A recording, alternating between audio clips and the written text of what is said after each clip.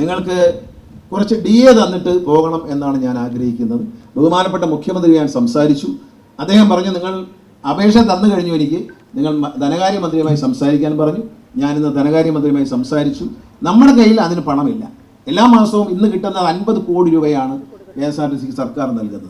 55 കോടി രൂപയെങ്കിലും KSRTCക്ക് തന്നാൽ മാത്രമേ നമുക്ക് DA വർദ്ധിപ്പിച്ച് മുന്നോട്ട് തരാനുള്ള DA തന്ന് മുന്നോട്ട് പോകാൻ പറ്റത്തുള്ളൂ. അതിൻ്റെ ഒരു ഭാഗമെങ്കിലും തന്ന് മുന്നോട്ട് പോകാൻ പറ്റൂ എന്നുള്ളതുകൊണ്ട് ജീവനക്കാർക്കും പെൻഷൻകാർക്കും ഒരു DA വർധനം അനുവദിക്കുന്നതിന് വേണ്ടി, കുടിശ്ശിക DA കൊടുക്കുന്നതിന് വേണ്ടി ഒരു പ്രപ്പോസലുമായി ഇന്ന് ഉച്ചയ്ക്ക് നിങ്ങളുടെ CMDയും ഷാജി FNCOയും ധനകാര്യമന്ത്രിയുമായി ചർച്ച ചെയ്യും. അദ്ദേഹം അന്ത്യ തീരുമാനം എന്നെ അറിയിക്കുമ്പോൾ ഞാനും നിങ്ങളും പോസിറ്റീവായി ചിന്തിക്കുകയും പ്രാർത്ഥിക്കുകയും ചെയ്യുന്നു.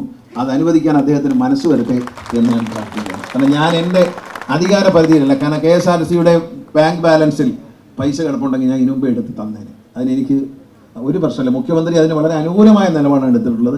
അപ്പോൾ അദ്ദേഹം പറഞ്ഞു, നിങ്ങൾ തമ്മിൽ സംസാരിച്ചോളൂ, ഞാൻ രണ്ടുപേരെയും ചുമതലപ്പെടുത്തുകയാണ് എന്ന് പറഞ്ഞു. ഞങ്ങൾ സംസാരിച്ചിട്ടാണ് ഇങ്ങോട്ട് വന്നത്. അപ്പോൾ അദ്ദേഹം ഉച്ചയ്ക്ക് ശേഷം കണക്കുകളുമായി എന്താണ് കമ്മിറ്റ്മെൻറ്റ് എന്നായിട്ട് കണക്കുകളുമായി ചെല്ലാൻ CMD അയക്കാൻ പറഞ്ഞു. അപ്പോൾ ഷാജിയും കൂടി കണക്കുമായിട്ട് കൂടെ പോകാൻ ഞാൻ പറഞ്ഞിരിക്കുകയാണ്. നമ്മൾ ഒരുമിച്ച് നിന്നാൽ ഏതും സാധിക്കുമെന്ന് മനസ്സിലായല്ലോ. ഇന്നിവിടെ തമിഴ്നാട് ട്രാൻസ്പോർട്ട് കോർപ്പറേഷൻ്റെ MD ശ്രീ മോഹൻ വന്നിട്ടുണ്ട്. അദ്ദേഹം വന്നത് തന്നെ നമ്മളുമായുള്ള ഈ വർഷത്തെ എഗ്രിമെൻ്റ് ഒപ്പിടാനാണ്. ചരിത്രത്തിലെ മാറ്റത്തിൻ്റെ തുടങ്ങുന്ന എഗ്രിമെൻ്റാണ്. നമ്മൾ കിലോമീറ്റർ വെച്ചാണ് പോയിരുന്നത്. ഇപ്പോൾ അത് മാറ്റി ബസ് പാരിറ്റിയിലേക്ക് മാറുകയാണ്. കിലോമീറ്റർ ഉണ്ട്, പക്ഷേ ബസ് പാരിറ്റിയിലേക്ക് മാറുമ്പോൾ 61 മണ്ഡല പൂജാകാലങ്ങൾ എല്ലാ മാസവും 5 ദിവസം 61 ബസ്സുകൾ തമിഴ്നാട്ടിൽ നിന്ന് ഇങ്ങോട്ട് വരും. മദ്രാസ്, ചെന്നൈയിൽ നിന്നടക്കം കേരളത്തിലേക്ക് വരും. അതേസമയം നമ്മൾക്കും അങ്ങോട്ട് പോകാൻ കഴിയും. അത് കൂടാതെ ബഡ്ജറ്റ് ടൂറിസത്തിന് ഒരു മാസം 21 റൂട്ടുകളിലായി 150 ട്രിപ്പുകൾ BTC ഓടിക്കാൻ നമുക്ക് തമിഴ്നാട് സർക്കാർ അംഗീകാരം തന്നിരിക്കുകയാണ്. ബഹുമാനപ്പെട്ട മന്ത്രി ഇവിടെ വന്നിരുന്നു. അന്ന് ഞാൻ അദ്ദേഹത്തോട് സംസാരിച്ചതാണ്. കൊടൈക്കനാൽ, നാഗൂർ, പിന്നെ തിരുപ്പതി, തൃച്ചെന്തൂർ, അങ്ങനെ പഴനി, ഇങ്ങനെയുള്ള സ്ഥലങ്ങളിലേക്ക് ഒരു ബഡ്ജറ്റ് ടൂറിസം നമുക്ക് എവിടെ നിന്ന് ഏത് ഡിപ്പോയിൽ നിന്നാണെങ്കിലും ബഡ്ജറ്റ് ടൂറിസം പ്ലാൻ ചെയ്യാം.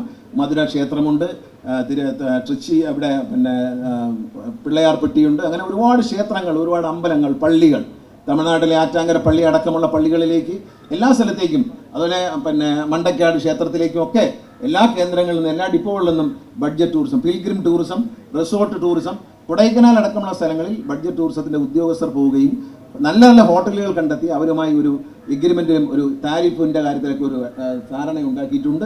അതിൽ KSRTC എന്ത് തരുമെന്നൊക്കെ ഒരു ധാരണ ഉണ്ടാക്കിയിട്ടുണ്ട്. ജനങ്ങൾക്ക് എത്ര കുറച്ച് കൊടുക്കും, യാത്രക്കാർക്ക് എത്ര കുറച്ച് കൊടുക്കും ധാരണയുണ്ട്. ഇതെല്ലാം നമ്മൾ ഉണ്ടാക്കി കഴിഞ്ഞിരിക്കുന്നു. ഇന്നത്തെ എഗ്രിമെൻറ്റോടുകൂടി നമുക്ക് തമിഴ്നാട്ടിലേക്ക് ബഡ്ജറ്റ് ടൂറിസം, തമിഴ്നാട്ടിൽ ഇറങ്ങി നമ്മൾ ആരെയും എടുക്കുന്നില്ല. തമിഴ്നാട്ടിൽ റോഡിൽ പോകുന്ന ഒരു യാത്രക്കാരനെ നമ്മൾ വണ്ടി കയറ്റത്തില്ല. നമ്മൾ ഇവിടുന്ന് കൊണ്ടുപോകുന്ന യാത്രക്കാരുമായി മാത്രമായിരിക്കും തമിഴ്നാട്ടിൽ പോകുന്നത്. നമ്മൾ ഡെസ്റ്റിനേഷൻ എത്തി അവിടെ എൻജോയ് ചെയ്തതിനു ശേഷം തിരിച്ച് നമ്മൾ മടങ്ങുകയാണ് സുരക്ഷിതമായി. കാരണം പല ക്ഷേത്രങ്ങൾ സന്ദർശിക്കാൻ ആഗ്രഹിക്കുന്ന ഒരുപാട് പ്രായം ചെന്ന അമ്മമാരുണ്ട്, അച്ഛന്മാരുണ്ട്. ഇവരെ കൊണ്ടുപോകാൻ മക്കൾക്ക് സമയമില്ല, മനസ്സുമില്ലാത്തവരുണ്ട്.